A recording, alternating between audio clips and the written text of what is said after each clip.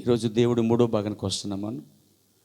దీంట్లో ఒక అంశాన్ని నేను తీసుకొస్తున్నా, చిన్న అంశాన్ని. అదేంటంటే, గతసారి మనము దేవుడు అని మొదటి భాగంలో ఏం చెప్పుకున్నామంటే, అసలు దేవుడు ఆదిలో ఏమై ఉన్నాడు అని చెప్పుకున్నాం.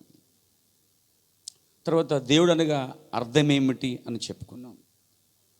రెండోసారి మనం చెప్పుకున్నప్పుడు దేవుడు సృష్టికర్తగా ఉన్నాడు అని, దేవుడే తన నోటి మాటతో మరి ఇవన్నీ సృష్టించి చివరిలో మానవుణ్ణి ఆయన మట్టి బొమ్మతో తయారు చేసినట్టుగా మనము సర్వ సృష్టికి ఆయన కారణభూతుడు అని చూస్తామండి.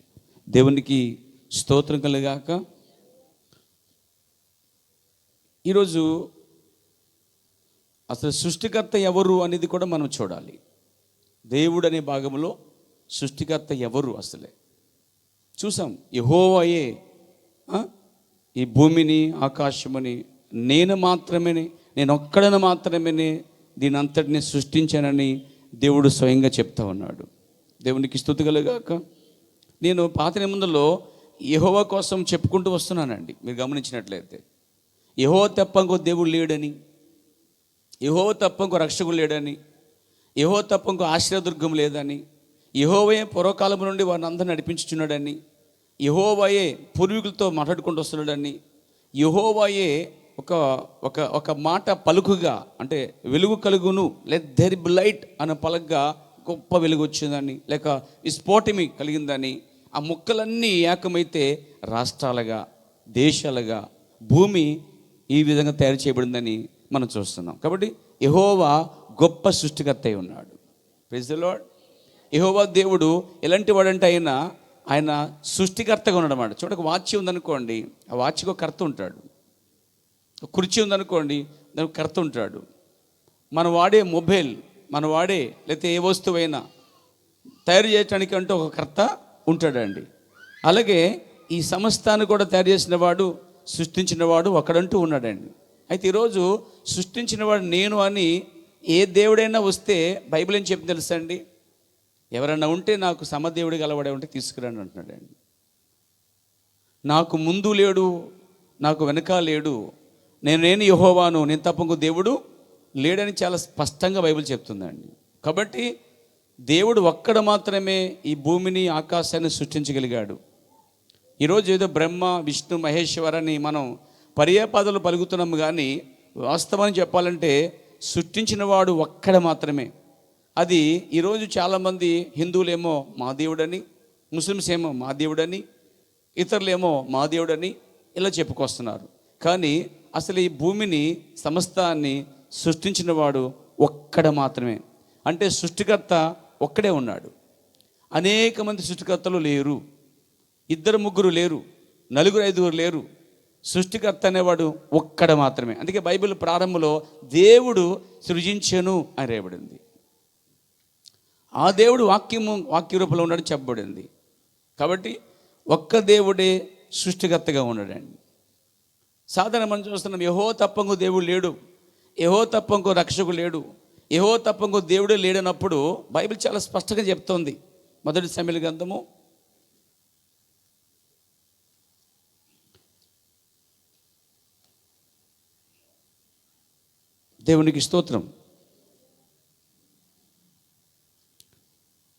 2వ అధ్యాయం అనుకుంటున్నాను. ఆ వాక్య భాగం చదువుదాం. చూసారా, 2వ అధ్యాయము మనం చూస్తున్నాము. ఆ యొక్క యెహోవా వంటి పరిశుద్ధ దేవుడు ఒక్కడును లేడు, నీవు తప్ప మరి ఏ దేవుడును లేడు, మన దేవుని వంటి ఆశ్రయదుర్గము లేదు. సరే, యెహోవా అనంత జ్ఞానమగు దేవుడు. ఇక్కడ చాలా స్పష్టంగా రాయబడింది. ఏం రాయబడిందంటే, యెహోవా వంటి పరిశుద్ధ దేవుడు ఒక్కడు లేడంటే మిగతా వాళ్ళందరూ పరిశుద్ధ దేవుళ్ళు కారని బైబిల్ చెప్పేస్తుంది. అందుకే హిందువులు లేక అహందేవులు ఇతరులు కోపాడుతున్నారు బైబిల్ మీద. ఎందుకంటే బైబిల్ దాన్ని ఖండిస్తుంది. బైబిల్ ఏముంటుందంటే యెహోవా తప్ప ఇంకో దేవుడు లేడు, పైగా ఇంకా అనేక దేవులు ఉన్నారంటే లేదు. బైబిల్ చెప్తుంది మరి సకల దేవతల కన్నా ఈయనే మహానీయుడని, గనుడని, స్తోత్రానికి అర్హుడని చెప్పబడిందండి. అందుకే ఈరోజు బైబిల్ మీద హిందువులు ఇతరులు వాళ్ళు దాన్ని చదివి దాన్ని ఖండిస్తున్నారు. కారణం ఏంటంటే అదే వారిని ఖండిస్తుంది. Praise God. యెహోవా పరిశుద్ధ దేవుడు ఒకడును, యెహోవా వంటి దేవుడు అంటే యెహోవా లాంటి పరిశుద్ధుడు ఇంకెవరూ లేరు. పైగా వారు ఏం కనుగొన్నారంటే నీవు తప్ప మరి ఏ దేవుడు లేడు అనే దానికి వచ్చేసారన్నాడు. అలాగే 2వ సమూయేలు గ్రంథము 8వ అధ్యాయము 22వ వచనం చూసినట్లయితే, కాబట్టి దేవా యెహోవా నీవు అత్యంతమైన ఘనత గలవాడువు, నీ వంటి దేవుడు ఒకడును లేడు అని కూడా చెప్పబడిందండి. మేము వినిన దాని అంతటిని బట్టి చూడగా నీవు తప్ప దేవుడెవడునూ లేడు అని చాలా స్పష్టంగా బైబిల్ చెప్తుందండి. అంటే ఇశ్రాయేలులు ఏమంటున్నారంటే మేము విన్నాం, చూసాం, నీ వంటి దేవుడికి ఎవరునూ అసలే లేనే లేరు. అన్యులైనటువంటి నెబుకద్నెజరు కూడా సాక్ష్యం ఇచ్చాడు. ఏంటి, దానియేలు దేవుడు అంటే దేవుడు ఇంకెవరునూ లేడు అని చెప్పి, యాకోబు లాంటి దేవుడు, యాకోబుకి లాంటి దేవుడు ఇంకొక దేవుడు లేడని చెప్పబడింది. యాకోబు యొక్క దేవుడే, అబ్రహాం యొక్క దేవుడే, ప్రవక్తల యొక్క దేవుడే, బిలియన్ మెహన్ యొక్క దేవుడే, నీ యొక్క నా యొక్క దేవుడే ఈయన సృష్టికర్తగా ఉన్నాడండి. కాబట్టి చాలా స్పష్టంగా చెప్తుంది బైబిల్, నీ వంటి దేవుడు ఒక్కడును లేడు. మేము విన్న దాన్ని బట్టి, మేము చూసిన దాన్ని బట్టి, మేము తెలుసుకున్న దాన్ని బట్టి నువ్వు తప్ప ఇంకో దేవుడు లేడని చాలా స్పష్టంగా చెప్తుంది పేర. కాబట్టి ఒక్క దేవుడే సృష్టించిన వాడని ఇక్కడ మనం చూస్తాం. యెషయా గ్రంథము ప్రియ సోదరులారా, యెషయా గ్రంథము 45వ అధ్యాయము 5వ వచనం చూసినట్లయితే, నేను యెహోవాను, మరి ఏ దేవుడు లేడు, నేను తప్ప ఏ దేవుడును లేడు అని చాలా స్పష్టంగా చెప్తా ఉంది. కిందకు వచ్చినట్లయితే యెహోవాను నేనే, నేను తప్ప మరి ఏ దేవుడును లేడు అని కూడా చెప్పబడుతుంది. తర్వాత 7వ వచనం, నేను వెలుగును సృజించిన వాడును, వెలుగును కూడా ఆయన సృష్టించాడు, అంధకారం కూడా కలగజేసింది కూడా ఆయనే. అంటే ఇందులో ఈ సృష్టికర్త అనే భాగంలో ఇంక ఇతర దేవుళ్ళు ఎవరు దేవతలు లేరు అనే దానికి మనం వచ్చేసేయాలి. సృష్టికర్త అనేవాడు ఒక్కడే ఉన్నాడు, అనేకల మంది లేరు. 45:18 చూద్దాం ఒకసారి పేర. చూడండి, ఆకాశములకు సృష్టికర్తయగు యెహోవాయే దేవుడు అని చెప్పబడిందండి.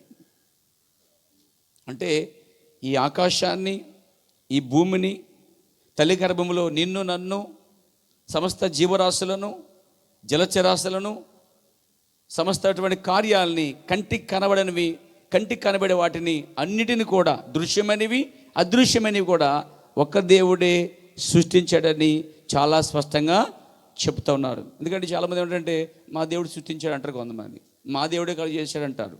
ఇలాగ ప్రతి వారు మా దేవుడు సృష్టించాడని చెప్తారు. ఏ దేవుడు కాదు, ఇండియా దేవుడు కాదు, అమెరికా దేవుడు కాదు, లండన్ దేవుడు కాదు, దేశ సంబంధించిన దేవుళ్ళు, గ్రామం చెందిన దేవతలు సృష్టించలేదు. కానీ యెహోవా మాత్రమే ఈ భూమిని, ఆకాశాన్ని, సమస్తాన్ని, సర్వ సృష్టికి ఆయనే కారణభూతుడై ఉన్నాడండి.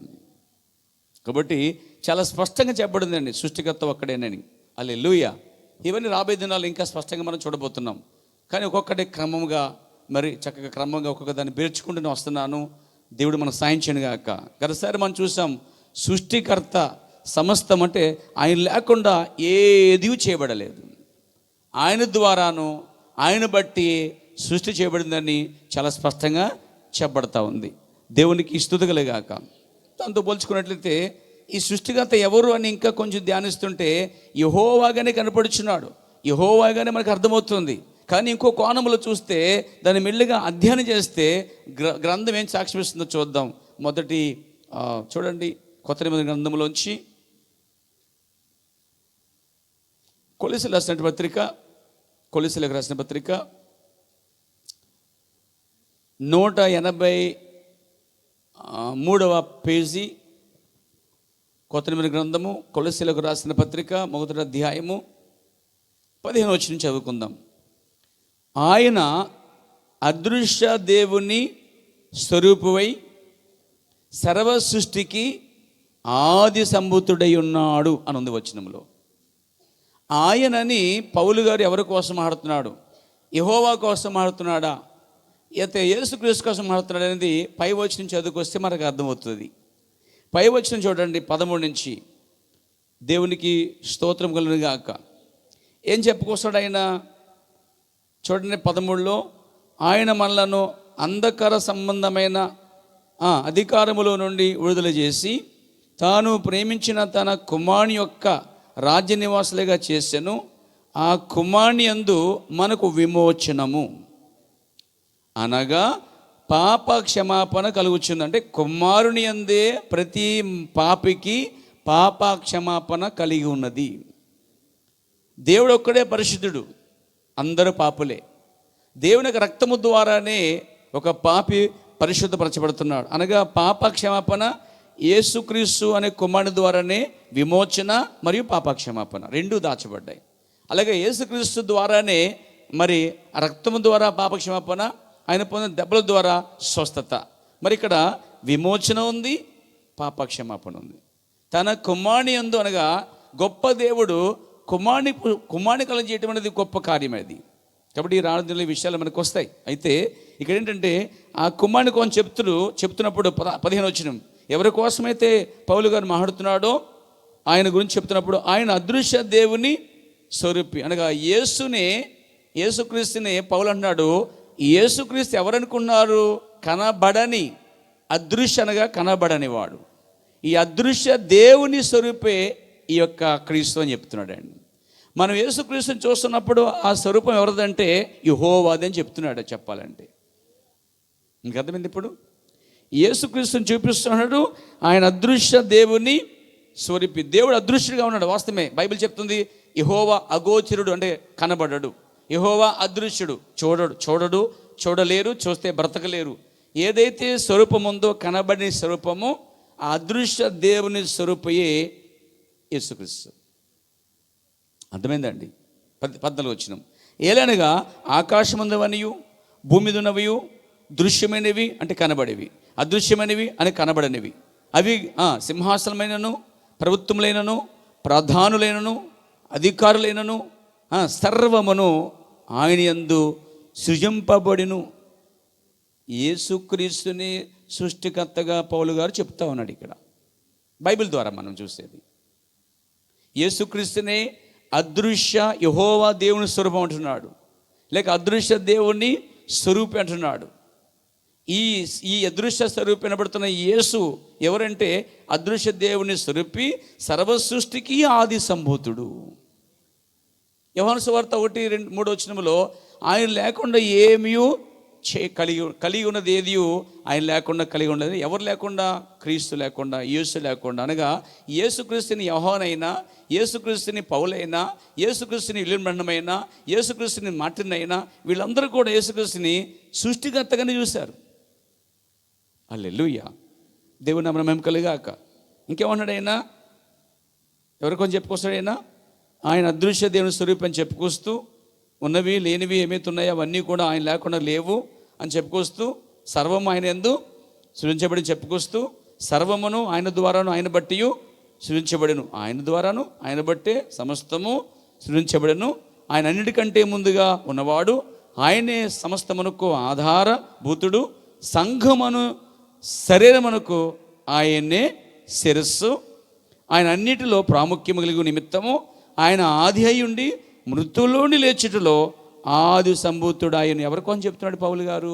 ఎవరైతే చనిపోయి మృతుల నుంచి లేపబడ్డాడో ఆయన కోసం చెప్తున్నప్పుడు, యేసుక్రీస్తు కోసం వివరిస్తున్నప్పుడు, ఆయన అదృశ్య దేవుని స్వరూపి, సర్వసృష్టికాల సంభూతుడు, అన్నిటికంటే ముందున్నవాడు, సర్వం ఆయన ద్వారాను ఆయన బట్టి కలిగెను, సంఘము శిరస్సు కూడా ఆయనే, మృతుల నుంచి లేచినవాడు ఆది సంభూతుడు, ఆది అయినవాడు ఆయనే అని చెప్పి వివరిస్తున్నాడు అనమాట. ఇక్కడ యోహానైనా పౌలైనా యేసుక్రీస్తుని రక్షకుడు మాత్రమే కాదు, కుమారుడిగా మాత్రమే కాదు, ప్రవక్తగా మాత్రమే కాదు, అంతగా మించి వారు దేవుడిగా కూడా చెప్తా ఉన్నారండి.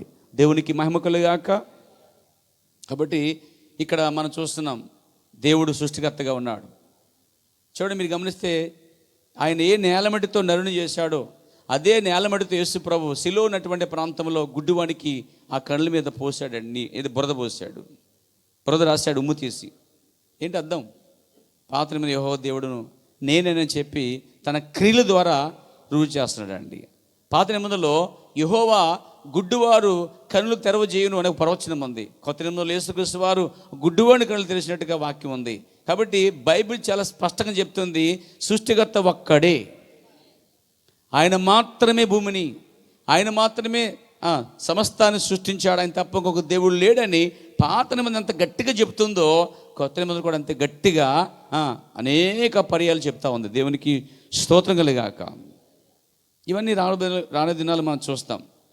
కొత్త నిబంధనలో చాలా విషయాలు రాయబడతాయి. సరే, ఇప్పుడు మనం చూద్దాం. చూడండి, 3వ భాగంలో మనం చూసే విషయం ఏంటంటే, చిన్న వర్తమానం మీకు బోధించేది. గతసారి మనము సృష్టికర్త ఒక్కడే, ఆ సృష్టికర్త ఎవరో ఇక్కడ మనం చూస్తున్నాం, అది యేసుక్రీస్తేనని. హల్లెలూయా. ఇంకా మనం పాత్రను తీసుకున్నట్లయితే ఇక్కడ చూద్దాం. చూడండి, దేవుడు భూమి ఆకాశమును సృజించని చదువుకున్నాం. అలాగే తిమోతి పత్రికలో ఆయన మాత్రమే అమరత్వములో వసించుచు అమరత్వం గలవాడే ఉన్నాడు అన్నాడు. అంటే దేవుడు మాత్రమే అక్కడ ఉన్నాడని, ఆయన అమరము గలవాడని, అమరత్వం గలవాడని. హల్లెలూయా. మరణమే లేనివాడని, లేకపోతే ఆయనకు అంతమే లేదని, ఆయన ఎవరు చూడలేరని, చూస్తే బ్రతకలేరని, ఆయనకు సమస్త మహిమ ఘనత అని చెప్పి పౌలు చెప్తా ఉన్నాడు. అయితే ఇక్కడ మనం చూసినట్లయితే ఇంకొక వాక్యం కూడా మనం చదువుకున్నాం, అది నిర్గమకాండలో చదువుకున్నాం. అది ఏ సమయం అంటే, ఇశ్రాయేల్ ప్రజలను ఐగుప్తు నుంచి తీసుకురావాలి. దేవుడు మోషేని అనుకున్నాడు, మోషేతో మాడుతున్నాడు, నా సన్నిధి నీకు తోడుగా వచ్చును, నువ్వు వెళ్ళు అని చెప్పి దేవుడు అతన్ని ఎన్నుకొని దేవుడే పంపిస్తున్నాడు. దేవుడు ఎన్నుకుని పంపించిన సేవకుడు వెనకాల దేవుడే ఉంటాడండి. దేవుడు ఏర్పరచుకున్న వధువు వెనక కూడా దేవుడే ఉంటాడండి. ఆయన ప్రవక్తలైనా సేవకులైనా మరి ఏర్పరచుకున్న శ్రీమతి యేసు అయినా ఆయన వారి వెనక ఉండేది రుజువు చేసుకుంటాడు. దేవునికి స్తోత్రం కలిగాక. అక్కడ మాట అడుగుతున్నాడు, అయ్యా మరి నేను వెళ్ళమంటున్నావు, నేను వెళ్తాను, సేవ చేస్తాను, నువ్వు చెప్పినట్టుగా వెళ్ళి ఇశ్రాయేల్కి నువ్వు చెప్పిన వార్త చెప్తాను, వారు బయటకు వస్తారు, వాళ్ళకి పాలు తిన దేశాన్ని నడిపిస్తాను. అయితే వారు అంటారు, నిన్ను ఎవరు పంపించారు, ఆ దేవుని పేరు ఏమిటి అని అడుగుతారు. అయ్యా మరి దయచేసి నీ పేరు చెప్తావా, నీ పేరేమి అని అడిగినప్పుడు ఆయన ఏమన్నాడు, I am that I am, నేను ఉన్నవాడని అనువాడని చెప్పాడండి. పేరు అడిగితే ఏం చెప్పాడు ఆయన? పేరు చెప్పలే, నేను ఉన్నవాడిని చెప్పాడండి. అంటే ఆయన నిరంతరము ఉండువాడు, ఎప్పటికీ ఉండేవాడు. దేవునికి స్తోత్రం కలిగాక. ఇప్పుడు దేవుడు 3వ భాగంలో తీసుకునే అంశం ఏంటంటే, దేవుడు తనకు తానుగా ఉన్నవాడు. దీన్ని ఎలోహిం అంటారండి. ఎబ్రీ గ్రీక్ వాళ్ళు చూస్తే ఎలోహిం అనే పదానికి బహువచనం ఉంది. అయితే ఇక్కడ దేవుడు తనకు తానుగా ఉన్నవాడు అని అర్థం ఉందండి. ఎలోహిం అనగా దేవుడు తనకు తానుగా ఉన్నవాడు అని అర్థమండి. అంటే నేను తీసుకున్న అంశం ఏంటంటే, పోయినసారి దేవుడు సృష్టికర్తగా ఉన్నాడు, దేవుడు సృష్టించేవాడుగా మనం చెప్పుకున్నాం. ఆయన దాన్ని సమస్తాన్ని సృష్టించాడు. అయితే ఇక్కడ ఏంటంటే, ఆయన్ని ఎవరు సృష్టించలేదు. ఆయన అందరిని సృష్టించాడు, కానీ ఆయన్ని ఎవ్వరూ సృష్టించలేదు.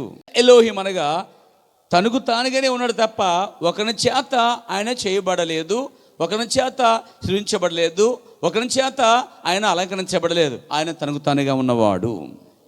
చూడండి, దేవుడు అనేవాడు ఒకరి చేత సృష్టించబడడు, తనకు తానుగా ఉన్నవాడు అంటున్నాడు. ఈరోజు దేవుడేమో మనిషిని చేస్తే, మనిషి ఏమో దేవుని చేస్తున్నాడండి. దేవుడు మనిషిని చేశాడు, మనిషి ఏమో దేవుని తయారు చేస్తున్నాడు. దేవుణ్ణి ఇప్పుడు దేవుని చేస్తే ఆ దేవుని తండ్రి ఎవరు? ఇప్పుడు ఆ దేవుని సృష్టికర్త ఎవరు? ఇప్పుడు మాట్లాడలేదండి. ఎవరు చేశారో వారే సృష్టికర్త. ఇప్పుడు దుర్గమ్మ చేసి అనుకోండి, దుర్గమ్మ దేవుడు ఎవరు? ఇప్పుడు చేసినవాడే. ఆంజనేయ బొమ్మ చేసుకో, ఆంజనేయ బొమ్మ, దాన్ని చేసినాడు ఎవడు? ఆయన దేవుడు. ఈ దేవుడు ఎందుకు వస్తాడు? అలాగే ఇంకా చూస్తే ఏది గణపతి, లేకపోతే ఏది వినాయక చవితి వచ్చినప్పుడు పెద్ద వినాయక బొమ్మ పెడతాం కదా, తెలుసు. మా సోదరుడుగా హైదరాబాద్లో ఉంటాడు అనుకుంటా సోదరుడు. బహుశా హైదరాబాద్లో అన్నిటికంటే పెద్దగా ఎత్తే స్థలము ఉంది, దాని పేరు ఉంది, విలింపాలు కూడా తెలుసు. ఖైరతాబాద్, అబ్బబ్బో మా హైదరాబాద్ అంతటికీ అదే పెద్దది. ఇప్పటికీ వాళ్ళు పోటీగా పెడతారన్నమాట. అందరికంటే వాళ్ళే, ఎవడన్నా పెద్ద తెస్తే వాళ్ళకంటే పెద్ద దేవుని తీసుకొచ్చేది వాళ్ళేనమాట. అంటే అర్థం ఏంటంటే దాన్ని చేయడానికి ఎంతో శ్రమపడి అందరూ కలిసి చేస్తారన్నమాట. అంటే ఒక దేవుణ్ణి మనుషులందరూ బొమ్మ తీసుకుని, మట్టి చేసుకుని, రూపం ఏర్పరిచి, రంగులు ఏర్పరిచి, దాన్ని తీసుకొచ్చి మళ్ళీ దాన్ని తీసేవాడికి నడవదు కదా, క్రేన్తో తీసుకొచ్చి దాన్ని అక్కడ పెట్టి దానికి పూజ చేస్తారు. ఇప్పుడు దాన్ని చేసిన వారు అనేక సృష్టికర్తలు ఉన్నారు, అనేక హస్తాలు ఉన్నాయి, రంగులు వేసేవారు ఉన్నారు. దానికి ఒక చెక్క తయారు చేసి చెక్కకు మేకు కొట్టి మేకు కొట్టబడిన చెక్క మీద వారు నిలబెడతారండి. దేవునికి స్తుతి కలుగాక. అంటే టోటల్గా అవన్నీ, అంటే ఏ దేవుని రూపం చేసినా, అక్కడికి యేసుక్రీస్తు బొమ్మ చేసిన, విగ్రహం చేసినా అది సరికాదు. ఏ విగ్రహములో దేవుడు లేడు, దేవుణ్ణి మనుషులు చెయ్యలేరు, దేవుడు తనకు తానుగా ఉన్నవాడు. కాబట్టి ఈరోజు చూస్తుంటే అనేక బొమ్మలు, అంటే మనుషులు దేవుళ్ళు తయారు చేస్తున్నారు. దేవుడేమో మనుషుని తయారు చేశాడు, నేల మట్టి తీసుకుని తన స్వరూపంలో తన పోలికలు చేసుకుని తన ఆత్మనిచ్చాడు. మనుషుడేమో దేవుని తయారు చేస్తున్నాడు, కానీ ఆత్మనివ్వలేడు. యెహోవా నేలమడితో బొమ్మ చేశాడండి. అక్కడ 16 ఎలిమెంట్స్ ద్వారాగా, లేకపోతే మూల పదార్థాల ద్వారా తయారు చేశాడు. ఈరోజు కూడా వారు బొమ్మ తీసుకుని తయారు చేస్తున్నారు, కానీ దేవుడని యెహోవా ఆ నేలమడితో చేసినటువంటి ఆ బొమ్మలో జీవాయువును అని ఊదాడండి. ఆ బొమ్మ నడిచింది, అది ఆదాము. ఇప్పుడు వీళ్ళు ఊదమానండి, వీళ్ళు చచ్చిపోతారు. ఎందుకు? వీళ్ళకు ఉన్నది ఒకటి. వీళ్ళు ఇంకొకరు రక్షించాలంటే వీళ్ళు ప్రాణం ఇచ్చేయాలి. కానీ యేసుక్రీస్తు రక్షించాలంటే తన ప్రాణం పెట్టగలడు, తిరిగి ప్రాణాన్ని ఆయన తీసుకోగలడండి. సో కాబట్టి ఆయన బొమ్మ చేశాడండి. ఆ బొమ్మలో ఆయన ఏమి చేశాడు? నాసికారంధ్రంలోంచి జీవవాయువును ఊదగా నరుడు జీవాత్మ, అంటే జీవించేటువంటి నరుడుగా మారిపోయాడండి. అంటే బొమ్మను చేసిన తర్వాత విడిచిపెట్టలేదు, కానీ ఆయన సృష్టికర్త ఆ బొమ్మలో ఆయన ఆత్మను అనుగ్రహించాడండి. అప్పుడు అది కదిలే బొమ్మగా, మాట్లాడే బొమ్మగా మనము ఉన్నాం. అయితే ఈరోజు వీళ్ళందరూ చేస్తున్న బొమ్మలో మరి ఊదమని చెప్పండి అని ఎంత ఊదినా రాదండి. కారణం ఏంటి? సృజనాత్మక మనుషును లేదు, సృజనాత్మక అనేది దేవుల్లోనే ఉంది అంటాడు ప్రవక్త. దేవుడంట క్రియేటర్, ఆయన సృష్టించేటటువంటి సృష్టికర్త అయి ఉన్నాడండి. ఆయన తన ఊపిరి చేత భూమిని, తన నోటి మాట చేత ఆకాశమును, తన నోటి మాట చేత సమస్తాన్ని పలుకును అనే పలుకగానే అవన్నీ లేనివి ఉనికిలోకి వచ్చాయండి. కనబడనివి కనబడేటట్టుగా వచ్చాయి. అదృశ్యమైనవి దృశ్యమైనవి ఏమైతున్నాయో అవన్నీ ఆయన సృష్టించగలిగాడు. ఒక బొమ్మని నడిపించడానికి జీవాన్ని ఇవ్వగలిగాడు. కాబట్టి దేవుడు ఎప్పటికీ సృష్టికర్తగానే ఉన్నాడు. ఆయన ఎలోహిం, తనకు తానుగా ఉన్నవాడు. తన్ని ఎవ్వరూ తయారు చేయలేరు. మరి హిందూ శాస్త్ర ప్రకారం చూసినట్లయితే కొన్ని గ్రంథాల ప్రకారంగా అండి, ఒక దేవుడు ఇంకో దేవుని తయారు చేస్తుంటాడండి. ఆ దేవుడి దేవుని తయారు చేస్తాడండి. అర్థమైందండి? 3 దేవులు కలిపి ఇంకో దేవునికి అన్నారట, 3 దేవతలు కలిపి ఇంకో దేవునికి అన్నారట. తర్వాత ఇంకా చూస్తే ఈశ్వరుడు కలిపి ఇంకో దేవునికి అన్నారండి. ఆ దేవుడు ఎవరంటే వినాయకుడు. అర్థమైందండి? ఈశ్వర్ గారికి పైన గంగ ఉంది, కింద పక్కన పార్వతి ఉంది, 2 పిల్లలోడు, 2 భార్యలోడు. దేవుడు ఎట్ట అవుతాడు? దేవుడు అనేవాడు కామ వాంఛ లేనివాడండి. ఆయనకి క్రోధం, మదం, మత్సరం లేనివాడే దేవుడు అనేవాడండి. దేవునికి స్తోత్రం కలుగాక. ఇవన్నీ చూసుకున్నట్లయితే నా సోదరులారా ఆలోచించండి. ఇవన్నీ కూడా మనుషుడు ఒక బొమ్మ తయారు చేసి ఆ బొమ్మని దేవుడు అంటున్నాడు. మళ్ళీ ఆ మనుషుడు వెళ్ళి ఆ బొమ్మని ఆరాధిస్తున్నాడు. నా అంశం ఏంటంటే ఎలోహిం అనగా దేవుడు అనేవాడు ఒకరి చేత చేయబడ్డాడు. దేవుడు అనేవాడు తనకు తానుగా ఉన్నవాడే దేవుడు అనేవాడు. అలాంటి దేవుడు దొరికినప్పుడు నిత్యం అక్కడ చేరుకోవాలి మనుషులైన వారందరూ కూడా. అందుకని మనుషులతో చేయబడిన బొమ్మలకి ఆరాధించడం వలన దేవుడు అనుకుంటాం. ఆ బొమ్మల నుంచి వచ్చే పూజ వ్యర్థమని బైబిల్ చెప్పడం. తర్వాత అసలు మనుషుడు అనేవాడే చేయబడ్డాడు దేవుని చేత. మనుషుడు దేవుని చేయటం ఏంటి? దేవుడు మనుషుని చేశాడు, మనిషి ఏమో దేవుని చేశాడండి పేరుకి. కానీ మనిషి దేవుడేమో మనిషిని చేస్తే మనిషి జీవించాడు. వింటున్నారా? హల్లెలూయా. మాట్లాడగలుగుతున్నాడు, వినగలుగుతున్నాడు, చూడగలుగుతున్నాడు, గ్రహించగలుగుతున్నాడు. అతనికి మరి 5 జ్ఞానేంద్రియాలు పనిచేస్తున్నాయి. అతను చూడగలడు, మాట్లాడగలడు, నడవగలడు, మోయగలడు. దేవుడు చేసిన మట్టి బొమ్మ అయితే కదులుతుంది, కానీ ఆ మనిషి బొమ్మను చేసినప్పుడు అది కదలటం లేదు. అనగా అర్థం ఏంటంటే దేవుడు అనేవాడు ఒక మనిషి చేత చెయ్యబడడు. ఎలోహిం అనగా తనకు తానుగానే ఉన్నవాడు. అది దేవుడు అంటే అసలే. ఎందుకంటే ఒక బొమ్మ చేసి ఒక ఆయనకి పత్రం దొరికిందంట. పత్రం దారిలో తీసుకెళ్ళి దాన్ని రావి చెట్టు కింద పెట్టాడు. దాన్ని చూసి కొంతమంది పశువు రాశారు, దాన్ని చూసి కొంతమంది కొంకో రాశారు, కొంతమంది అది మొత్తం చెట్టు వెలిసింది, చెట్టు కింద దేవుడు వెలిసాడు. ఇంకా అందరూ చెప్పులు విడిచి అక్కడ కొబ్బరికాయ కొట్టడం ప్రారంభించాడు. అది ఎవరు? ఒక మనిషి ద్వారా చేయబడినటువంటి దేవుడు. అయినా ఆరాధించబడుతున్నాడు, గణపరచబడుతున్నాడు. సరే, అర్థమైందండి? కాబట్టి ఒక మనుషుల ద్వారా చేయబడేది దేవుడు కానే కాదు. కాబట్టి ఎన్నో బొమ్మలు చేస్తారు ప్రజల పేర. దానికోసం బైబిల్ చెప్తుంది పేర దేవునికి స్తోత్రం కలిగాక, దేవునికి మహిమ కలిగాక.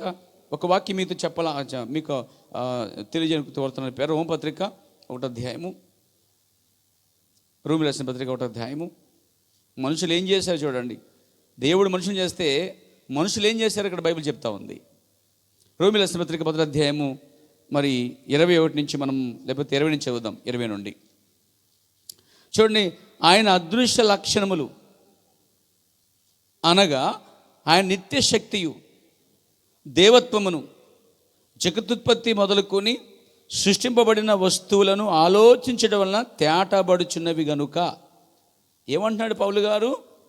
ఆయన నిత్య శక్తి, ఆయన దైవత్వము, తర్వాత ఆయన శక్తినైనా ఆయన దైవత్వమైనా మనమంట సృష్టించబడిన వస్తువులు ఆలోచించడం వల్ల తెలియబడద్దట. ఆయన ఏమైతే సృష్టించాడో వాటిని మనం అధ్యయనం చేస్తే, గ్రహిస్తే సృష్టిలో దేవుడు తను తాను బయలుపరుచుకుంటున్నాడు. దేవునికి స్తోత్రం కలుగాక. చూడండి, సృష్టించబడిన వస్తువులను ఆలోచించటం వలన తేటబడుచున్నవి గనుక వారు నిరత్తులై ఉన్నారు. 21. మరియు వారు దేవుని ఎరిగియు ఆయనను దేవునిగా మహింపరచలేదు. చూసారా, మనం దేవుని ఎరిగి దేవునిగా మనం మహింపరచాలి. దేవుడు అనగా ఆరాధన పాత్రుడు. ఒక విశ్వాసికి లేక ఒక భక్తుడికి దేవుడు కావాలి, దేవునికి ఏమో భక్తుడు కావాలి. భక్తి చేసేవాళ్ళే దేవునికి కావాలండి. భక్తి చేయని వాళ్ళు దేవునికి అవసరం లేదు. మా కుల దేవుడు, మా దేవత, మా గ్రామ దేవుడు, లేకపోతే మా రాష్ట్ర దేవుడు, మా యొక్క దేశ దేవుడు అని చెప్పుకుంటారు. కానీ సోదరులారా, అసలు దేవుడు అనగా ఆరాధనకి పాత్రుడై ఉన్నాడు. ఆరాధించేవాడే భక్తుడై ఉన్నాడు. ఆయనకు అర్పించేవాడు, స్తుతియాగులు అర్పించేవాడు, బలులు అర్పించేవాడు, ఆరాధించేవాడు, గణపరిచేవాడు, దేవుని ఎదుట తన పాపాలు ఒప్పుకునేవాడు, పశ్చాత్తాపేవాడు, మరి దేవుడిని తనకన్నా హెచ్చించేవాడు, దేవుని తన కుమార్తెల కన్నా, తన భార్య కన్నా, పిల్లల కన్నా, భూమి కన్నా ఎక్కువగా ప్రేమించేవాడే దేవునికి పాత్రుడు. బైబిల్ చెప్తుందండి. మనము కన్నీటి సమయంలో దేవుని ఆరాధించాలి, దుఃఖ సమయంలో దేవుని ఆరాధించాలి, సంతోష సమయంలో దేవుని ఆరాధించాలి, కష్టకాలంలో దేవుని మనం ఆరాధించాలి. ABC, always believe Christ. అన్ని సమయాలలో మనం క్రీస్తుని కలిగి ఉండాలండి. ఈరోజు ఏదో సంతోషంగా ఉందని దేవుని ఆరాధించడం కాదు, దుఃఖంలో కూడా మనం దేవుని కలిగి ఉండాలి. బైబిల్ చెప్తుంది, మరి దావీదు అన్నాడు, బాధల్లో నీ వాక్యం నాకు నెమ్మదిచ్చింది అన్నాడండి. నిజంగా బాధ సమయంలో నెమ్మదిచ్చేది వాక్యమే, అస్వస్థ సమయంలో స్వస్థపరిచేది వాక్యమే, బలహీన సమయంలో బలపరిచేది వాక్యమే. పౌలు అంటున్నాడు, నేను బలహీనుని, అప్పుడు ఆయన నా కృప నీకు చాలును అన్నాడండి. కాబట్టి అన్ని సమయాల్లో దేవుని కలిగి ఉండాలి. చాలామంది సంతోషంగా ఉన్న సమయంలో ప్రార్థన చేయరు, సంతోషంగా ఉన్న సమయంలో బైబిల్ చదవరు.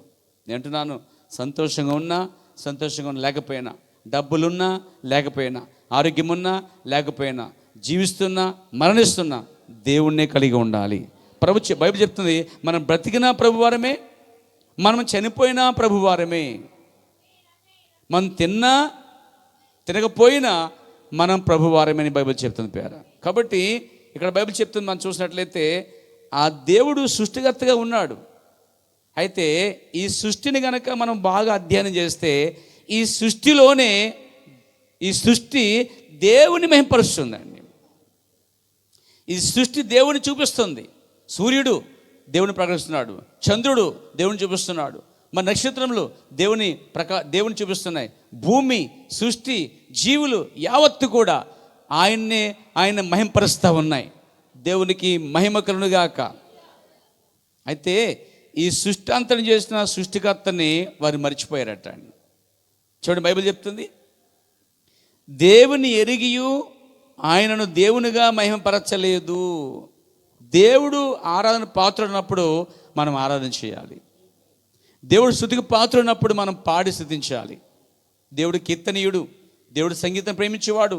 దేవుడు మరి వాయిద్యములను వాయించటంలో, మరి పాటలు పాడటంలో, ఆరాధించడంలో, పాపాలు ఒప్పుకోవడంలో, పశ్చాత్తాపడంలో, మారుమనసు పొందటంలో ఆయన మొదట వాడు ఉన్నాడు పేర. కాబట్టి ఆయన వద్దకు వచ్చి మనము అవన్నీ చేయబద్దులమైన అంటే దేవునిగా మనం ఎప్పుడు కూడా మహింపరచాలి. దేవుని తక్కువ చేయకూడదు. యోబు అంటాడు, తన కుమారులు చనిపోయినప్పుడు మరి 10 మంది పిల్లలు పోగొట్టుకున్నాడు మరొక్క రోజే.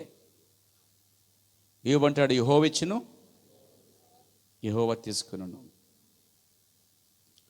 నా జీవితంలో, మీ జీవితంలో, ఎవరి జీవితంలో జరిగినా సరే యోబు ఏం చెప్పాడు అది జ్ఞాపం చేసుకోవాలి.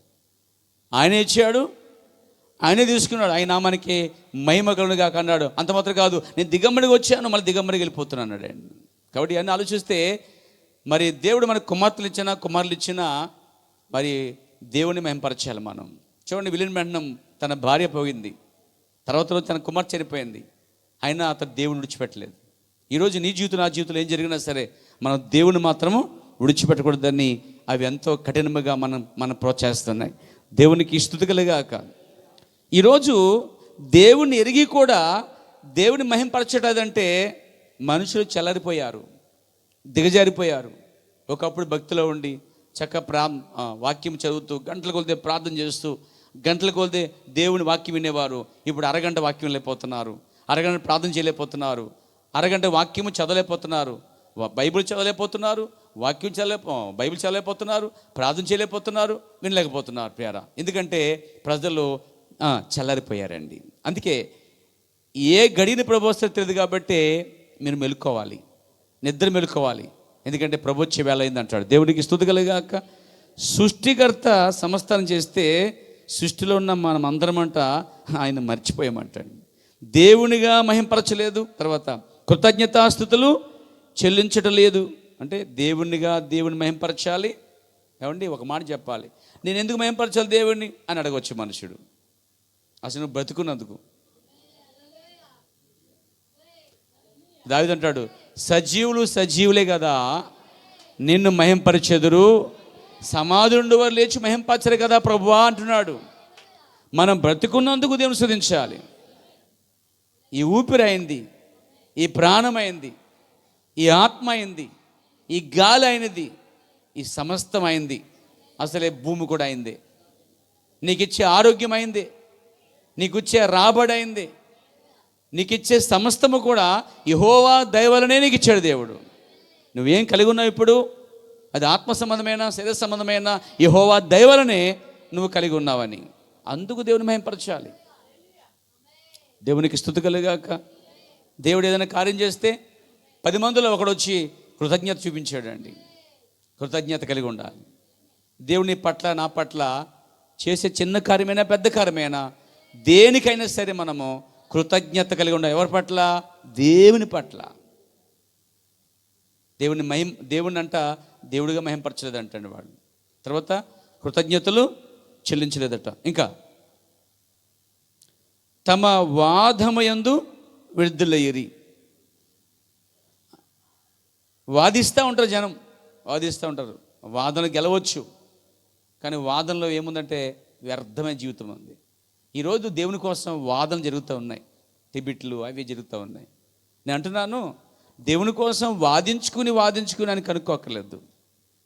విశ్వాసం అంటే చాలు, దేవుడు ఒకడు ఉన్నాడు అని. దేవుని అంటే మనం అర్థం చేసుకోలేమంట అండి. కేవలం నమ్మాలి, విశ్వసించాలి. కాబట్టి నా ప్రియ స్తుతులారా, వాదాలు పెట్టుకుంటూ వల్ల జరిగేది ఏంటంటే ఉన్న విశ్వాసం విడిపోద్దండి. ఈరోజు ఆ సంఘాలు ఈ సంఘాలు, ఈ సంఘాలు ఆ సంఘాలు, ఈ జనం ఆ జనం, మా దేవుడు గొప్ప, మా ఊరు గొప్ప, లేకపోతే మాది అని చెప్పి మా గ్రంథం గొప్ప, మా దేవుడు గొప్ప అని జనాలు, మా సంఘం గొప్ప అని వాదన పడుతున్నారు. ఈ వాదనలో జరిగేది చివరి ఏంటంటే వ్యర్థం అని ఉంది బైబిల్లో. కాబట్టి దేవుని కోసం వాదించక్కర్లేదు.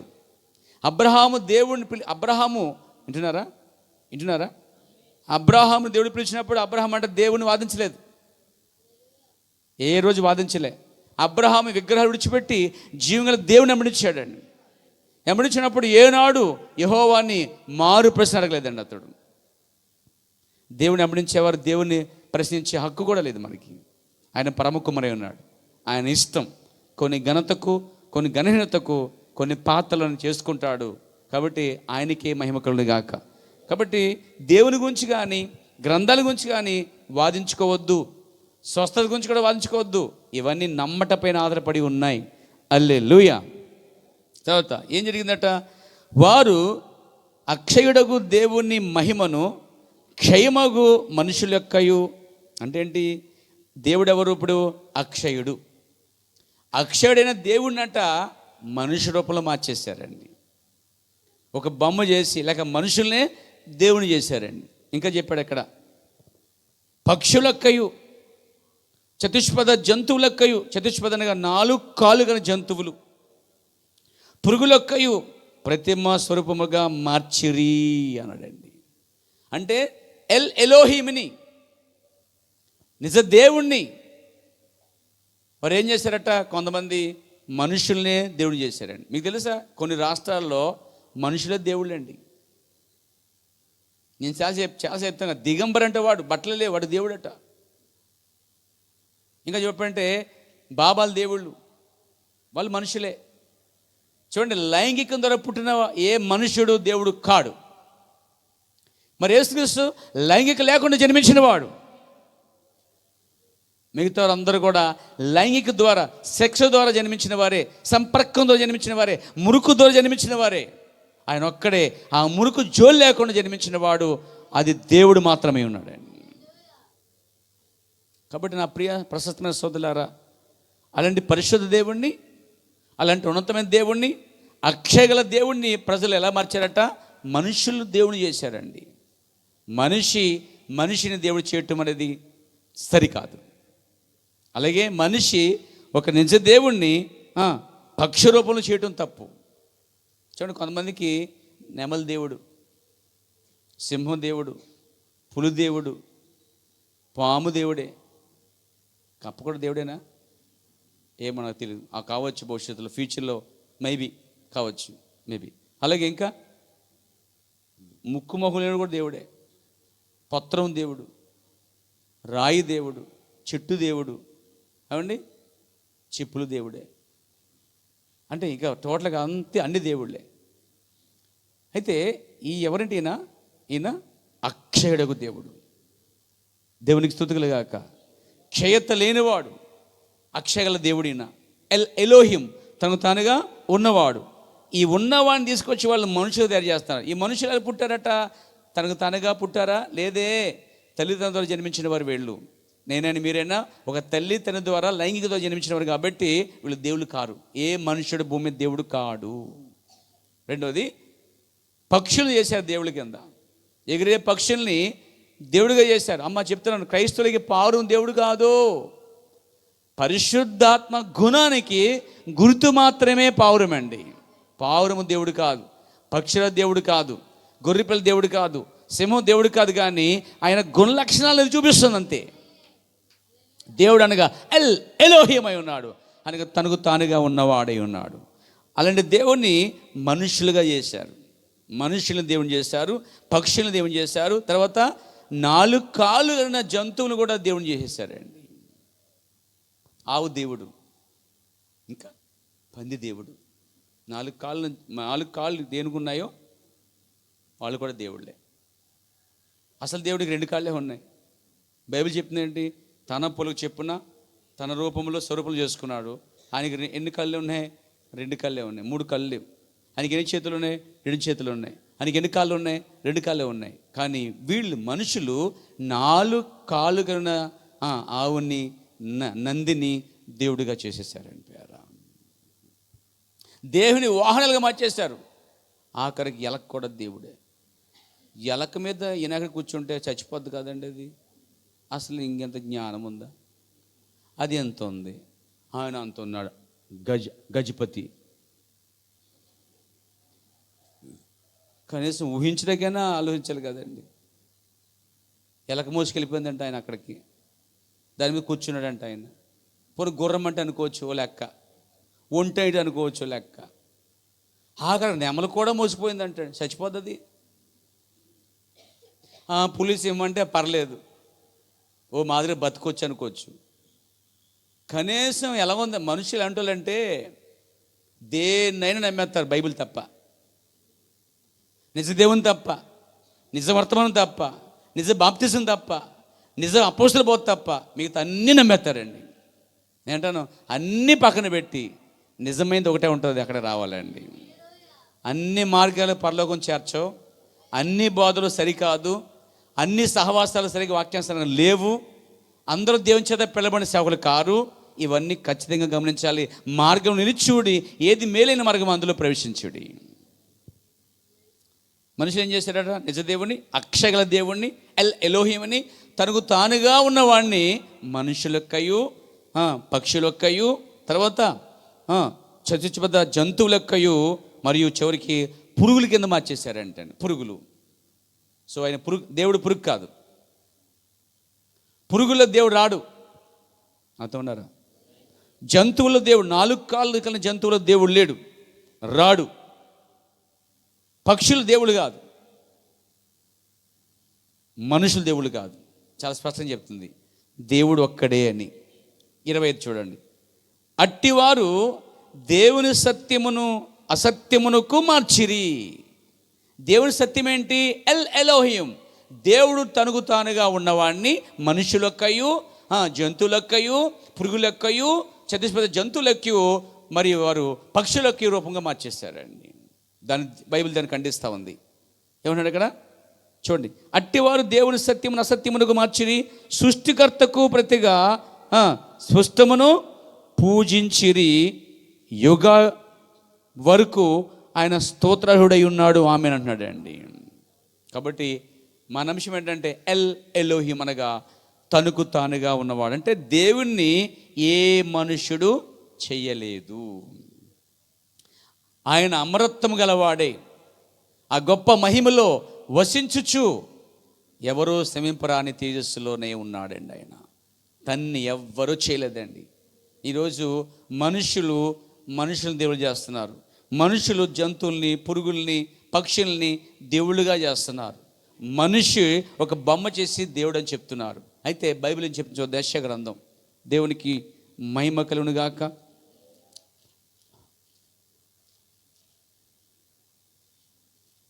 Praise the lord. యెషయా గ్రంథము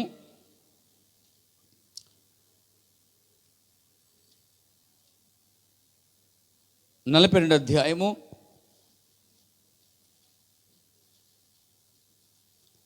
8వ వచనం చెప్తున్నాడు ఆయన, యెహోవాను నేనే, ఇదే నా నామము, మరి ఎవరికిని నా మహిమను నిచ్చువాడును కాను, నాకు రావలసిన స్తోత్రము అంటే ఆరాధనలు, స్తోత్రములు లేక వర్షిప్లు విగ్రహములకు చెందనీయను అన్నాడండి. సిలువను చేసుకుని ఆరాధించడం తప్పే.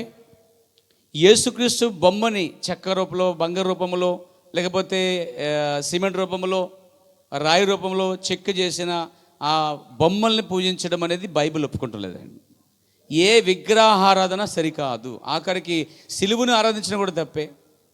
ఆఖరికి యేసు ప్రభు బొమ్మ దగ్గరికి వెళ్ళి ఒక కొవ్వొత్తి వెలిగించడం కానీ, అగరత్తి వెలిగించడం కానీ, లేకపోతే ఆ బొమ్మ దగ్గర వెళ్ళి లేకపోతే ఆ దండ వేయటం కానీ, ఇది విగ్రహారాధన అండి. ఏ మనుషుడు దేవుడు కాదు, ఏ బొమ్మలు దేవుడు కాదు, ఏ ఫోటోలు దేవుడు కాదు, కానీ దేవుడు తనకు తనగా ఉన్నవాడై ఉన్నాడు. నాకు రావాల్సిన స్తోత్రము విగ్రహములకు చెందనీయును అన్నాడండి. 17 నుంచి మనం చదువుకుందాం. చూడండి, చెక్కిన విగ్రహములను ఆశ్రయించి పోత విగ్రహములను చూచి మీరే మాకు దేవతలని చెప్పేవారు వెనుకకు తొలగి కేవలము సిగ్గుపడుచున్నారు. చెవులారా వినుడి, ఏమన్నాడు? చెవిటి వారులారా వినుడి, గుడ్డి వారులారా మీరు గ్రహించినట్లు ఆలోచించుడి. నా సేవకుడు తప్ప మరి ఎవడు గుడ్డివాడు అని చెప్పుకొస్తున్నాడు ఆయన సంగతులు. 20 వచనంలో నీవు అనేక సంగతులు చూచున్నావు కానీ గ్రహింపుకున్నావు, గ్రహించలేకపోతున్నావు. హల్లెలూయా. కొన్నిసార్లు గుడ్డివారిగా ఉన్నావు అని చెప్తా ఉన్నాడు. దేనికోసం ఆడుతాడండి ఆయన? దేవునికి స్తుతి కలుగాక. ఇప్పుడండి 45వ యెషయా గ్రంథం 20 నుంచి చదువుకుందాం, లేక 19 చదువుకుందాం. దేవునికి స్తుతి కలుగాక. పైన అన్నాడు, నేను యెహోవా దేవుడు, నీవు తప్పక దేవుడు లేడని చెప్పుకొస్తూ అంధకార దేశంలో మరిగిన చోట నేను మాట్లాడలేదు, మాయాస్వరూపుడైనట్టు నన్ను వెతుకుడని యాకోబు సంతతితో నేను చెప్పలేదు. నేను న్యాయమైన సంగతులు చెప్పేవాడును, యథార్థమైన సంగతులు తెలియజేవాడును అగు యెహోవానగు నేనే. కూడి రండి, జనములలో తప్పించుకునే వాళ్ళారా దగ్గరికి వచ్చి కూడుకొనుడి. తమ కొయ్య విగ్రహములను మోయుచు రక్షింపలేని దేవతకు మొరపెట్టు వారికి తెలివిలేదు. మీ ప్రమాణ వాక్యం నా సన్నిధిని తెలియజేయుడి. హల్లెలూయా. ఈ విషయాలు చెప్పుకుంటూ ఆయన ఖండించుకు వస్తున్నాడు విషయాల్ని. దేవునికి మహిమ కలుగాక. ఇంకా 47కి వద్దాం, 48కి వద్దాం. యెషయా గ్రంథం 48 వద్దాం. హల్లెలూయా. ఏమన్నాడైనా 6వ వచనం, నీవు ఆ సంగతి విని ఉన్నావు, అవునా? ఇదంతా ఆలోచించము, అది నిజమని మీరు ఒప్పుకునవలను కదా. తెలియని మరుగైన క్రొత్త సంగతులు దీనికి మీదట మీకు తెలియజేయుచున్నాను.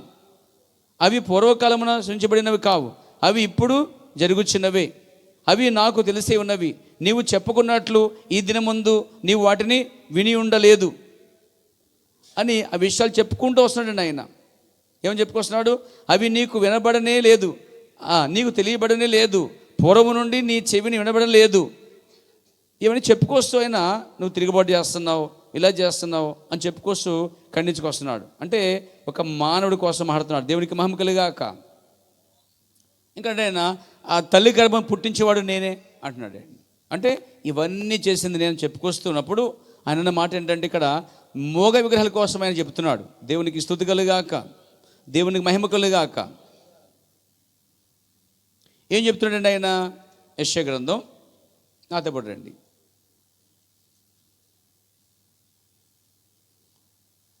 చూడండి, యెషయా గ్రంథం 44వ అధ్యాయం వద్దాం. 9వ వచనం వద్దాం. చూడండి, పైన ఏమంటాడైనా, నేను తప్ప వీరికి ఆశ్రయదుర్గం లేదు అని చెప్పుకొస్తూ, నేను తప్ప ఎవరు మీరు ఎరగరని చెప్పుకొస్తూ 9వ వచనంలో విగ్రహము నిర్మించే వారందరూ మాయ వంటి వారు. అంటే దేవుణ్ణి చేసేవాళ్ళు మాయ వంటి వారు. వారికి ఇష్టమైన విగ్రహములు నిష్ప్రయోజనములు, తామే అందుకు సాక్షులు. వారు గ్రహించేవారు కారు, ఎరుగువారు కారు గనుక వారు సిగ్గుపడుదురు. ఎందుకును పనికిరాని విగ్రహములను పోత పోసే దానిని ఒక దేవునిగా నిరూపించేవాడెవడు? పోత పోయబడినది ఏదైనా దేవునిగా నిరూపించలేమంటండి. ఎందుకని దేవుడు ఎల్హీం తనకు తానుగా ఉన్నవాడిగా ఉన్నాడు. తర్వాత చెప్తున్నాడు ఆయన, ఏమన్నాడు అక్కడ? చూడండి 11వ వచనం, ఇదిగో దాన్ని పూజించే వారందరూ సిగ్గుపడుదురు. ఆ శిల్పకారులు నరమాత్తులే కదా, అంటే వాళ్ళు కూడా మనుషులే కదా. వారందరూ పోగు చేయబడి విలువబడవలను, నిలబడవలను. అంటే విగ్రహాలు తెలియజేసే వారందరూ ఆయన ఎదురు నిలబడాలట. ఎందుకని? ఆయన తప్ప దేవుడు లేడు కాబట్టి. ఆయన అంటాడు, ఏంటో మేము తయారు చేస్తాం, నన్ను తయారు చేస్తారా? మళ్ళీ ఎలా తయారు చేస్తారు? పక్షిలాగాను 4 కాళ్ళు, నాకు 4 కాళ్ళు ఉన్నాయా, 2 కాళ్ళు ఉన్నాయి అంటాడు అయినప్పుడు. మీరు పక్షికం చేశారు, నేను పక్షినా? నేను 4 కాళ్ళు ఉన్నాయా, నాకు 3 కాళ్ళు ఉన్నాయా, నాకు తలకాయలు ఉన్నాయా అని దేవుడు అడగబోతున్నాడు. అంటే ఈ మాయ విగ్రహాలు చేసేవాడు అందరిని దేవుడట పోగు చేశాట ఆయన ముందు నిలబడతాడట. బైబిల్ చెప్తుందన్నమాట. వారంటే ఏం చేస్తారట? శిల్పకారులు నరమత్తులే కదా, వారందరూ పోగు చేయబడి నిలవబడవలను, నిశ్చయముగా వారు భయపడి సిగ్గుపడుదురు. కమ్మరి గొడ్డలి పదును చేయించు నిప్పులతో పని చేయును. అవునా? సుత్తుతో దాన్ని రూపించి దాని బహుబలము చేత దాన్ని చెయ్యును. అతడు ఆకలి కొనగా అతడు బలము క్షీణించిపోవును. నీళ్లు త్రాగక సొమ్మచిల్లును. వడ్లవాడును నూలు వేసి చీర్ణముతో గీసి గీత గీసి చిత్రకాలతో దాన్ని చెక్కి చేయును. అవునా? ఈ గుర్తుగా చెప్పుకొస్తున్నాడు ఆయన. అంటే ఇవన్నీ చేస్తారు, ఈ విధంగా చేస్తారని చెప్పుకొస్తూ ఆయన ఏమంటాడంటే 15 వచనం, ఒకడు పొయ్య కట్టెలను వాటిని ఉపయోగించును, వాటిలో కొంత తీసుకుని చలి కాచుకును, నిప్పు రాజబెట్టి రొట్టెలు కాల్చుకును. కొంత ఒకడు దుండు తీసుకుని దానితో ఒక దేవతను చేసుకును, దాన్ని నమస్కారము చేయును. దాంతో ఒక విగ్రహమును చేసి దానికి సాగిలిపడును. అగ్నితో సగం కాల్చి ఉన్నాడు, కొదువ సగముతో మాంసం వండి భక్షించి ఉన్నాడు. తర్వాత తిన్నాడు, తృప్తి పొందాడు, చలి కాచుకున్నాడట. ఆహా, చలి కాచుకుంటుని వెచ్చగా ఉన్నది అని అనుకొనుచున్నాడు. దానిలో మిగిలిన భాగముతో తనకు దేవతగానున్న విగ్రహమును చేయించుకొనును. దాని ఎదుట సాగిలిపడుచు నమస్కారం చేయొచ్చు. నీవే నా దేవుడవు, నన్ను రక్షించమని ప్రార్థించును. బైబిల్ ఖండిస్తుంది దాన్ని. హల్లెలూయా. వారు వివేచింపరు, గ్రహింపరు. ఎంతో చదువుకున్న వాళ్ళు దాంట్లో ఉంటారండి, బాగా జ్ఞానవంతులు ఉంటారు, అయినా వారు గ్రహించారటండి, వివేచించారటండి. అవునా? హల్లెలూయా. ఏమన్నాడు అక్కడ? వారు వివేచింపరు, గ్రహింపరు, చూడకును, గ్రహింపుకున్నట్లు వారి హృదయము ముయ్యబడెను. ఎవడనూ ఆలోచన చేయడు. అందులో ఎంతో గొప్పవారు ఉంటారు, ఒక్కడు కూడా ఆలోచించడు. ఏంటి? ఇదొక చెట్టు, ఇదొక కాలిస్తే బూడిదయింది, దీంట్లో చలి కాచుకున్నాను, మాంసం రొట్లు కాల్చుకుని తిన్నాను, తృప్తి పొందాను, పడుకున్నాను, లేచాను, నీళ్లు పోసాను, ఆ మట్టి బొమ్మ తీసుకున్నాను, బొమ్మ చేసుకున్నాను, ఆ బొమ్మకు మళ్ళా ఇదే చేతులతో నమస్కరిస్తున్నాను, నువ్వే నా దేవుడివి, నువ్వు నా రక్షించి అంటున్నాను. బుద్ధిహీనత అన్నాడండి ఆయన. దేవుడు అంటే ఒకరి చేత చేయబడేవాడు కాడు. కమ్మర ద్వారానో, లేకపోతే కంసల ద్వారానో, లేకపోతే కుమ్మర ద్వారానో, లేకపోతే ఒక శిల్పి ద్వారానో, ఒక శిల ద్వారానో దేవుడు అనేవాడు చేయబడ్డాడు. మెయిన్ అలా చేసినవాడట ఏమంటట? గ్రహింపు లేనివాడు, కనీసం ఆలోచన లేనివాడు. 19, ఎవడనో ఆలోచన చేయడు. నేను అగ్నిలో సగం కాల్చి తిని, నిప్పుల మీద వేసి రొట్టె కాల్చి తిని, దానితో మాంసం వండుకుని భోజనం చేసి తిని, చాలా పనులు అయిపోయినాయి కదా దాంతో. తర్వాత మిగిలిన దాంతో తీసుకుని దాంతో హేయమైన దాన్ని చేయుదునా అనుకోడట. అసలే చెట్టు మొద్దును సాష్టాంగపడుదునా, చెట్టు మొద్దుకి సాష్టాంగపడుదునా అని ఎవడనో ఆలోచింపడు. యోచించడానికి ఎవరికి తెలివి లేదు, వివేచన లేదు. వాడు బూడిద తిడుతున్నాడు దేవుడు అండి, మామూలు కాదు. బూడి తింటున్నావు ఏంటని అడుగుతున్నాడు.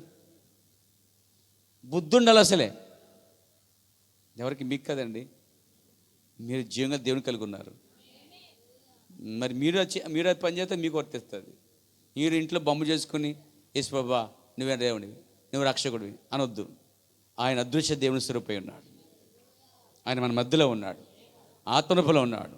ఆయన్ని మనుషుల యొక్క రూపము కానీ, లేకపోతే ఆయన జంతువుల రూపం కానీ ఏ విగ్రహానికి మార్చవద్దు. దేవునికి స్తుతి కలుగాక. వాడు బూడిద తినుచున్నాడు. తర్వాత వాని మనసు మోసపోయినదే, తప్పిదారిని వాణ్ణి తీసుకుని పోవచ్చున్నది. వాడు తన ఆత్మను రక్షించుకున్న జాలడనియు, నా కుడి చేతిలో అబద్ధమున్నదని కదా అనియు అనుకునటానికి బుద్ధి చాలదు. హల్లెలూయా. అప్పుడు అన్నాడు, యాకోబు అని పిలిచాడండి ఇశ్రాయేల్ని. నేను నిర్మించిన వాడు నేనే, నేను సృష్టించిన వాడు నేనే, నేను ఒక్కడిని ఆకాశము విశాల పరిస్థితిని అని పైనుంచి చెప్పుకొస్తున్నాడు ఆయన. అక్కడి నుంచి అయినా నేను ఒక్క దేవుడిని, ఇంకో దేవుడు లేడు, నేను తప్ప ఇంకో దేవుడు లేడు అని చెప్పుకొస్తూ ఈ భూమిని, ఆకాశాన్ని, సమస్తాన్ని నేనే సృష్టించాను, వారికి తెలివి లేదు, నీకు తెలివి కావాలని చెప్తున్నాడు దేవుడు అండి. ఒక జనాంగం ఏమో మోసపోయి బూడిద తింటున్నారు. ఒక జనాంగం వాళ్ళు బూడిద తింటున్నారంటే, కొంతమంది బైబిల్ మిషన్లు ఏం చేస్తారంటే మడి తింటున్నారండి. నన్ను తిట్టుకోవద్దు కానీ ఇది మాత్రం వాస్తవమే. బూడిద మట్టి, మట్టి ఎండిపోతే బూడిద అవుద్ది. వాళ్ళు ఏం బూడిద తింటున్నారు? మన క్రైస్తవులు కొంతమంది బైబిల్ మిషన్లు మట్టి తింటున్నారు. కాకన మట్టి. బూడిదకి మట్టికి రెండు ఒకటే. పురశయ్యన్న ఎడశయ్యన్న ఒకటేనండి. మట్టి తినే ఆ ఆత్మ దేవునిది కాదు. సర్పం మన్ను తినును అని దేవుడు శపించాడు చూడండి. శపించబడిన సర్ప సంతానమే ఆ మట్టి తింటాయి. దయచేసి మట్టి మాత్రం తినొద్దండి. హల్లెలూయా. వాళ్ళు బూడి తిన్నారని చెప్పుకున్నాం మనం. మరి మనం మట్టి తింటే ఏమవుతుంది? ఆలో మనం ఒకటి అవుతామండి. మనం వాక్యం తినాలి. ఏం తినాలి? మనుషుడు రొట్టె వలన కాదు కానీ దేవుని నోట నుంచి ప్రతి మాట వల్ల జీవిస్తాడు. అంటే వాక్యమే నీ ఆహారంగా మార్చుకోవాలి. దేవునికి స్తుతి కలుగాక. కాబట్టి మనం చూస్తున్నాం నా ప్రియ స్తోత్రులారా, దేవుడు తనకు తానుగా ఉన్నవాడు. అందుకనే విగ్రహములు చేయవరట సిగ్గుపడతారన్నాడండి. సకల దేవతలు ఆయన ముందు నిలబడే ఓ సమయం రాబోతున్నాడు. బైబిల్ చెప్తుంది నాకు, నీ బైబిల్ చెప్తుంది. ఎవరికన్నా కళ్ళుంటే బైబిల్ తెలిసినట్లయితే నిజంగా వాడు దాన్ని అమడించును గాక. హల్లెలూయా. కీర్తనలు ముగించే ముందు మాట విందాం. దేవునికి స్తుతి కలుగాక. చూడండి 97వ కీర్తన, 96వ కీర్తన రెండు కూడా చూద్దామండి. 96:4 వచ్చారని చూడండి. యెహోవా మహత్యం గలవాడు, ఆయన అధిక స్తోత్రము పొందదగిన వాడు, సమస్త దేవతల కంటే ఆయన పూజనీయుడు. తర్వాత జనముల అంటే మనుషుల దేవతలందరూ వట్టి విగ్రహములే, యెహోవా ఆకాశ విశాలమును సృజించిన వాడు అని చాలా స్పష్టంగా బైబిల్ చెప్తుందండి. అంటే మనుషులు పెట్టుకున్న దేవతలు ఇవన్నీ అంటే వ్యర్థమట్టండి. ఇంకా చెప్పాడు సమస్త దేవతల కంటే ఆయన మాత్రమే. ఇప్పుడు ఎవరైనా భక్తిపడి ఏం చేయాలి? ఈ దేవతలను పక్కన పెట్టి డైరెక్ట్గా దేవుని కలుసుకోవాలండి. డాక్టర్ని కలవనుకుంటాం, ఎవరైనా నర్సుకి వెళ్తాంగా. నర్సు నిలబడి డాక్టర్ గారు వద్దులే నేనే చేసేస్తాను ఆపరేషన్ అనుకో, నువ్వు చచ్చిపోతావు.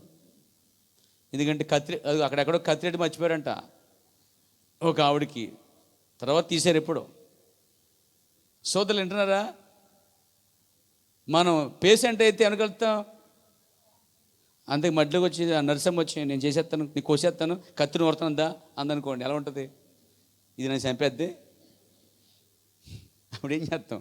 ఏ వ్యక్తులు అస్సలే నువ్వు కాదమ్మా డాక్టర్నే కలవాలి, పైగా ఆ డాక్టర్ గారైనా ఎండి అయినా సర్జరీనా ఈ కరెక్టేనా అని 3-4 సార్లు చెప్పుకుంటాం. పరి డాక్టర్ గారు రాసిన మందులోకి వెళ్తాం. ఎంత డౌట్ అంటే ఇదిగో అంటారు, అయ్యి మందులు లేవమ్మా వేరే మందులు, అవి వద్దులేండి, విశ్వాసం లేదు.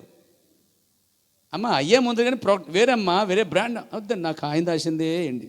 మళ్ళీ డౌట్ వచ్చి ఇంకా పెద్ద అనుమానం తీసుకెళ్ళి అయ్యో కాదు మళ్ళీ చూడండి చెప్పు డాక్టర్ గారండి. ఎంత జాగ్రత్త తీసుకుంటావే. మరి దేవుని విషయంలో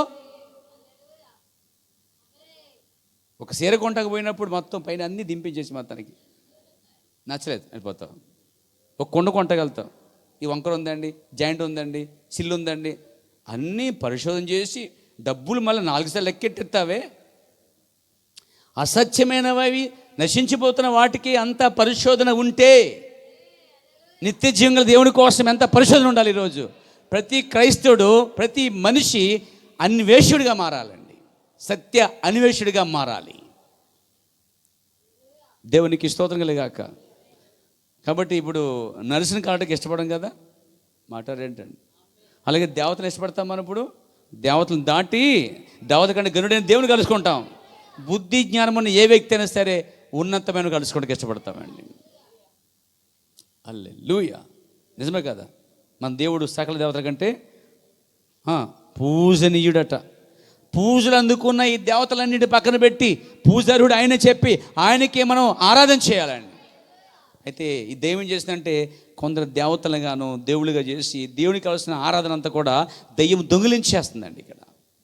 అందుకే ఏ మనిషిని మనం ఆరాధించకూడదు, ఆఖరికి మనిషిని కూడా దేవుని స్థానం తీసుకురాకూడదు. ఆయన కంటే ఎక్కువ ఎవరిని మనము ప్రేమించకూడదు, ఆరాధించకూడదు. చాలామంది బంగారం ఆరాధిస్తూ ఉంటారు, డబ్బు ఆరాధిస్తూ ఉంటారు, విగ్రహ ఆరాధన అంతా కూడా. దేవుని ఆరాధించాలి, దేవునికి స్తోత్రం కలిగాక. వింటున్నారా? నాతో ఉన్నారా? చూడండి, అలాగే 97:5-6 చూద్దాం. వ్యర్థ విగ్రహములు బట్టి అతిశయపడుచు చెక్కిన ప్రతిమలను పూజించే వారందరూ సిగ్గుపడుదురు. తర్వాత సకల దేవతలు ఆయనకు నమస్కారం చేయను. Praise god. దేవతలు పూజించేవాళ్ళు కనుక ఇది తింటే ఏం చేస్తారు? నా మీద కోపడటం కదా, కానీ వాస్తవాన్ని వెంబడించాలండి. చెప్పిన వాడి మీద కాదు పగ తెచ్చడం. అసలే ప్రారంభములో చెప్పింది దేవుడే. ఈ మాటలు దేవుడే చెప్తున్నాడు స్వయంగా. ఏమని చెప్తున్నాడట? సకల దేవతలు ఆయనకే నమస్కారం చేస్తాయట. అప్పుడు విగ్రహారం చేసేవారు, దేవతలు పూజించేవారు ఎవరైనా సరే ఈ వాక్యం చదివితే, ఈ వాక్యాన్ని బట్టి చూస్తే కోప్పటం కాదు కానీ, విమర్శించడం కాదు కానీ, దేవతలన్నీ పక్కన పెట్టి ఆ దేవతలు మనిషి హస్తంలో చేయబడ్డాయని మరి కాల్చుకొని, తర్వాత ఆకలి తెచ్చుకొని తృప్తి పొంది, తర్వాత మట్టి బొమ్మను చేసుకుని దీంతోనే దండ వేసి నీ దేవుడు, నువ్వే నా దేవుడివి, నువ్వు రక్షకుడివి అని చెప్తున్న మాటలు బుద్ధిహీనత కలుగుతున్నాయని చెప్పి, బూడిద తింటున్నామని చెప్పి విగ్రహార్థికుడు ఆ విగ్రహాన్ని విడిచిపెట్టి, దేవతను విడిచిపెట్టి, వీటన్నిటికీ సకల పూజనీయుడు. ఈ దేవతలు కూడా లైన్ కట్టి ఆయనకి నమస్కరిస్తాయట. బుద్ధి జ్ఞానం ఉన్న ఏ వ్యక్తి అయినా సరే, నేను ఈ దేవతలను దాటి, ప్రైజ్ ది లార్డ్, ఆ దేవుని ఆరాధిస్తానండి. నువ్వు నేను కూడా అంతేనండి, ఎవరైనా అంతే. దేవునికి స్తుతి కలుగాక. కాబట్టి ఈ అక్షయ దేవుణ్ణి పురుగులకి, మనుషులకి, జంతువులకి మార్చారట అండి. అయితే మనుషులు మార్చినంత మాత్రాన దేవుడు అలా లేడు. దేవుడు ఎల్ ఎలోహిమిగా ఉన్నాడు. దేవుడు తనకు తానుగా ఉన్నాడు. దేవునికి స్తుతి కలుగాక. దేవునికి స్తుతి కలుగాక. ఓ దేవునికి మహిమ కలుగాక. కాబట్టి నా ప్రియ సోదరులారా, ఆయన ఒక్కడే అదృశ్యమైన ప్రభు అయి ఉన్నాడు, యజమాని అయి ఉన్నాడు, అందరికి తండ్రి అయి ఉన్నాడు. ఆయన మాత్రమే తనకు తానుగా ఉన్నవాడై ఉన్నాడు. ముగించింది మాటలు విందాం పేరు. అందుకే మోషే చెప్తున్నాడు, ఎవరివయ్యా, ఏంటయ్యా అని అడిగినప్పుడు ఏమని తెలుసు ఆయన? నేను ఉన్నవాడిని అంటే అర్థం ఏంటంటే, ఒక నన్ను చేయలేడు, నేను ఎప్పటికి ఉన్నవాడిని, నన్ను తయారు చేయలేడు. నీ పేరేమి? ఐఎమ్ దట్ ఐఎమ్, నేను ఉన్నవాడిని అని చాలా బిరుదులు ఉన్నాయండి. యెహోవా ఈరే, యెహోవా రాఫా, యెహోవా షమ్మా, యెహోవా నిస్సి, చాలా బిరుదులు ఉన్నాయండి ఆయనకి. షారోన్ లోయలో పద్మము, ఆశ్చర్యకరుడు, ఆలోచనకర్త, నిశ్చయతండి, ఇవన్నీ వేల బిరుదులు ఉన్నాయి. ఎన్ని బిరుదులు ఉన్నాయి కానీ దేవుడు మాత్రం అక్కడ ఒక్కడగా ఉన్నాడండి. కాబట్టి దేవుడు అనేవాడు ఒక మనుషులతో చేయబడేవాడు కాడు. మనుషులు దేవతల్ని బొమ్మలు చేసి దేవుని దృష్టిలో వారు బుద్ధిహీనులు అని చెప్తున్నాడు దేవుడు.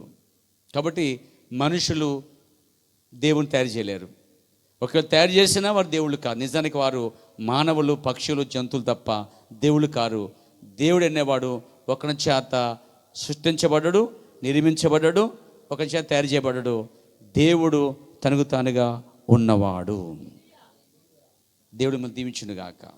లేచి నిలబడదాం.